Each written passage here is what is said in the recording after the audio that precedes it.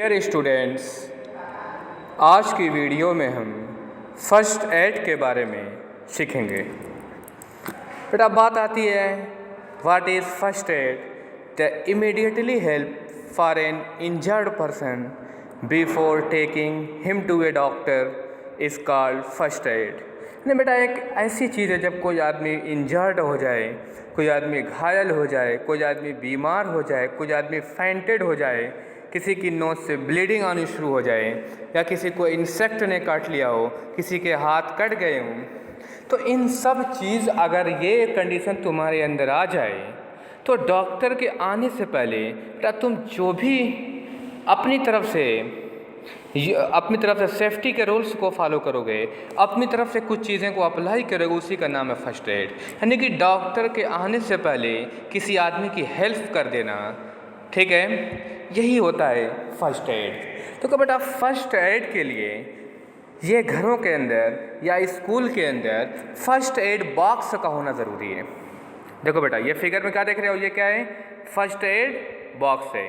First aid box में कुछ compulsory चीज़ें होती हैं, कुछ एंटीसेप्टिक क्रीम्स होती हैं, कुछ मेडिसिन्स होती हैं, बैंडेज होती हैं, सीजर्स होती हैं, लोशन होता है, डिटॉल होते हैं, नोज़ ब्लीडिंग होती है। ये कुछ बेसिक चीज़ें होती हैं जो घरों के अंदर भी बेटा आप लोग किसी के अंदर होगा। देखो यही चीज़ें बेटा होती हैं फर्स्ट एड बॉक्स में। क्या देख रहे हैं? फर्स्ट एड बल्ब कॉटन है, ये सीजर्स है, उसके बाद इसमें कुछ क्या है, एंटीसेप्टिक्स दवाइयाँ हैं, एंटीबायोटिक है, यानी कुछ क्या आती हैं, सिंपल चीज़ें होती हैं जो एडवांस क्या किया जाए, हेल्प करी जा सकती है। अब बेटा जो तुम्हारी सबसे पहली टॉपिक है, तुमको पढ़ना है फर्स्ट एड। किसके लिए पढ़ना है बेटा? Nose bleeding. अगर तुम्हारी नाक से खून आना शुरू हो जाए, नाक से ब्लड निकलना शुरू हो जाए, जिसको अपनी लैंग्वेज में बेटा बोलते हो नक्सीर, यानी नाक से ब्लड आना शुरू हो गया, तो बेटा वहाँ पर तुम फर्स्ट एड क्या करोगे? देखो सबसे पहला काम तुमको ये करना है, हेडेक में बिल्कुल नहीं आना है, कोई भी घबराहट नहीं होनी चाहिए, कोई भी चिल्लाना नहीं है, रोना नहीं है, ठीक है।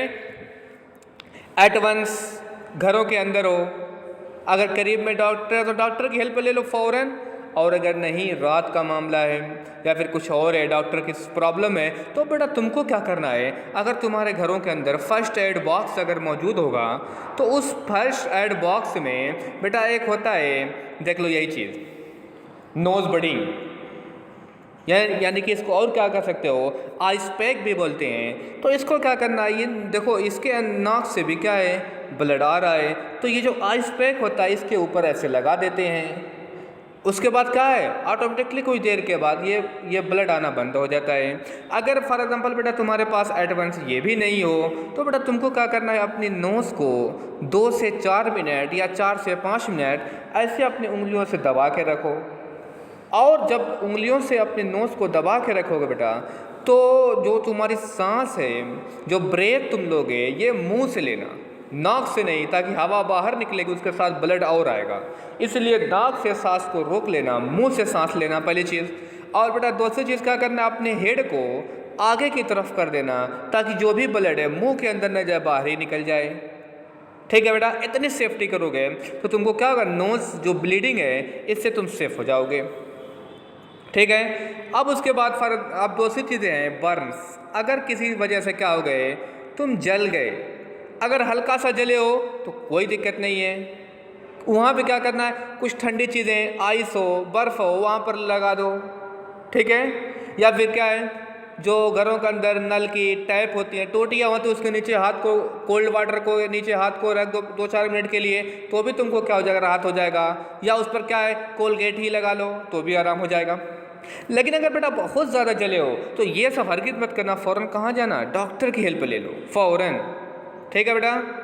अब उसके बाद तुमको अगली चीज़ जो पढ़नी है, अगर कोई आदमी क्या हो जाए, बेहोश हो जाए, फेंटेड हो जाए, तब बेटा तुमको क्या करना है।